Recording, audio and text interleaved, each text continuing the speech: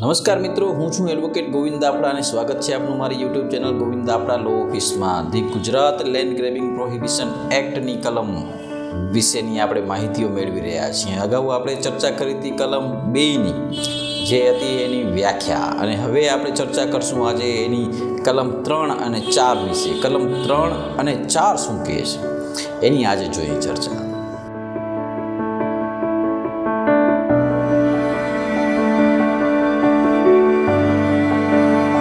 The Gujarat land grabbing prohibition act 2020ની કલમ 3 એમ કહે છે કે જમીન પચાવી પાડવી ગેરકાયદેસર હોવા બાબત. જમીન પચાવી પાડવી ક્યારે ગેરકાયદેસર ગણાશે? બહુ સિમ્પલ ડેફિનેશન આ કાયદામાં આપેલી છે, પણ ઘણા બધા લોકો આ કાયદાની આ કલમ વાંચ્યા વગર જ, આને પૂરું એક્સપ્લેનેશન સમજ્યા વગર જ લેન્ડ ગ્રેબિંગની ફરિયાદો કરતા હોય છે. અને ગુજરાતભરમાંથી થતી 90%થી વધારે લેન્ડ ગ્રેબિંગની ફરિયાદો ડ્રોપ થતું હોવાનું મેં મારા સર્વેમાં જોયું છે.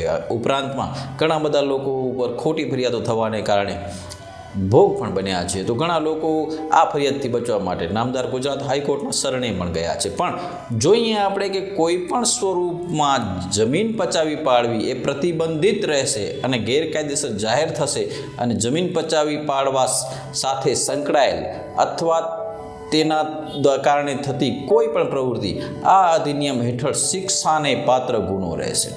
કલમ 3 હેઠળ કોઈએ ગુનો કર્યો છે એવું ક્યારે ગણાશે? કે જ્યારે કોઈ પણ સ્વરૂપમાં જમીન પચાવી પાડવી એ પ્રતિબંધિત રહેશે. તો એક્સપ્લેનેશન એનું એવું છે કે કલમ 3 એવી વ્યાખ્યા કરે છે કે કોઈએ પણ કોઈની જમીન પચાવવી નહીં. જો કોઈ જે જમીન પચાવી પાડી છે, અથવા જો કોઈ એવું માને છે કે સદર જમીન જેની ઉપર મેં મારું બાંધકામ ઊભું કર્યું છે, એ બાંધકામ ઊભું કરેલું જમીનમાં મારું કોઈ ટાઇટલ નથી, મારો કોઈ રાઇટ નથી, મને કોઈ કાયદાકીય ઓથ નથી, તો એવી જમીન છે ને એના પરથી તાત્કાલિકપણે હાથ ઉપાડી લેવો જોઈએ. કારણ કે જો કોઈ લેન્ડ ગ્રેબિંગની કાયદાની ફરિયાદ કરે તો આપણે સીધા ધંધે લાગવાનું થાય. એટલે કાયદાની કલમ 3 જે બહુ સ્પષ્ટ છે કે જમીન પચાવી પાડવી ગેરકાયદેસર હોવા બાબતની છે, અને કોઈ પણ સ્વરૂપમાં જમીન પચાવી પાડવી એ પ્રતિબંધિત રહેશે અને ગેરકાયદેસર જાહેર થશે, અને જમીનમાં પચાવી પાડવા સાથે સંકળાયેલી અથવા તેના કારણે કોઈ પણ પ્રવૃત્તિ આ અધિનિયમ હેઠળ શિક્ષાને પાત્ર ગુનો રહેશે. શિક્ષા કેટલી છે એની આપણે આગળ ચર્ચા કરશું, પરંતુ જોશું આજે ફરી સાથે આગળ કલમ 4. કલમ 4 કહે છે કે જમીન પચાવી પાડવા પર પ્રતિબંધ. જમીન પચાવી પાડવા પર પ્રતિબંધ એ રીતનો છે કે કોઈ પણ વ્યક્તિએ પોતે અથવા કોઈ વ્યક્તિ મારફત જમીન પચાવી પાડવી અથવા પચાવી પાડવી જોઈશે નહીં. આ પ્રતિબંધ કરે છે અહીંયાથી આ કાયદાની આ કલમ, અને એ મુજબ કોઈ પણ વ્યક્તિએ પોતે અથવા કોઈ વ્યક્તિ મારફત જમીન પચાવી પાડવી જોઈશે નહીં. અને જો જમીન પચાવી પાડી તો એને આ કલમ લાગુ પડશે. કલમ 4ની પેટા કલમ 1. કલમ 4ની પેટા કલમ 2 એમ કહે છે કે આ અધિનિયમના આરંભની તારીખે અથવા તે પછી, આરંભની તારીખે અથવા તે પછી સરકારની કે સ્થાનિક સત્તામંડળની, ધાર્મિક અથવા સખાવતી સંસ્થાની અથવા દેણગીની અથવા બીજી ખાનગી વ્યક્તિની પચાવી પાડેલી જમીનના કાયદેસર ભાડૂત હોય તે સિવાયના. બહુ સ્પષ્ટ વ્યાખ્યા છે અહીંયા કે જે કાયદેસર ભાડૂત હોય તે સિવાયના. જો તમે આ મિલકતના ભાડૂત નથી અને એ જમીનને તમે ભોગવી રહ્યા છો તો તમે આ કાયદા હેઠળ ગુનેગાર છો. એટલે એવું નહીં માનવાનું કે સદર જમીનમાં કોઈ મારી પર ફરિયાદ નથી કરી ત્યાં સુધી હું સેફ છું. યસ, ગમે ત્યારે ફરિયાદ થઈ શકે છે. જો એ મિલકતનો ટાઇટલ હોલ્ડર, એ જમીનનો માલિક આવીને ફરિયાદ આપે છે અને તેનો ભોગવટો ચાલુ રાખે તેવી કોઈ વ્યક્તિ આ અધિનિયમ હેઠળ ગુના માટે દોષિત ગણાશે. એટલે કલમ 4ની પેટા કલમ 2 બહુ સ્પષ્ટ છે કે આ અધિનિયમના આરંભની તારીખથી, એટલે કે જ્યારથી કાયદો અમલમાં આવ્યો ત્યારથી અથવા તે પછીથી, મતલબ કે અમલમાં આવી ગયો એ પછીની કોઈ પણ તારીખે, આજે પણ હોઈ શકે, આવતીકાલે પણ હોઈ શકે, સરકારની, એટલે કે જે ગુજરાત સરકારની જાહેર જમીનો છે, પબ્લિક પ્રોપર્ટીઝ છે કે જે જાહેર હેતુઓ માટે રાખેલી હોય, દાખલા તરીકે સાર્વજનિક પ્લોટ છે, ગૌચર છે કે ખુલ્લો પ્લોટ છે, જે ગવર્મેન્ટે પોતાના પર્પઝ માટે રિઝર્વ રાખેલો છે, જે લેન્ડ ગવર્મેન્ટના રેકર્ડ ઉપર ગવર્મેન્ટની માલિકીની બોલે છે, એવી કોઈ પણ જમીન સ્થાનિક સત્તામંડળની, એટલે કે કોઈ પણ સ્થાનિક સત્તામંડળ, દેટ મીન્સ ઓથોરિટી. જો નાનું ગામ છે તો ગ્રામ પંચાયત, નગર છે તો નગરપાલિકા અને મોટા શહેરોમાં મહાનગરપાલિકા. આ જે ઓથોરિટીઓ છે જેને સ્થાનિક સત્તામંડળ તરીકે આપણે ઓળખીએ છીએ એની જમીન.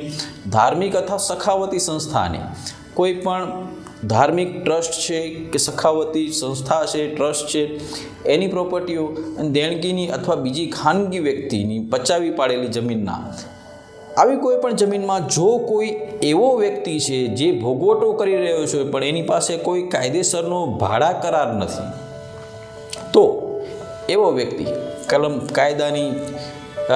કાયદાની કલમ 4(2) મુજબ દોષિત ગણાશે. કલમ 4ની પેટા કલમ 3 એમ કહે છે કે પેટા કલમ 1 અથવા 2ની જોગવાઈનું ઉલ્લંઘન કરે એવી કોઈ પણ વ્યક્તિને દોષિત ઠરેથી 10 વર્ષ કરતાં ઓછી નહીં અને 14 વર્ષ સુધીની કેદની અથવા મિલકતોની જંત્રીની કિંમત સુધીના દંડની શિક્ષા થશે. વેરી ક્લિયર લો.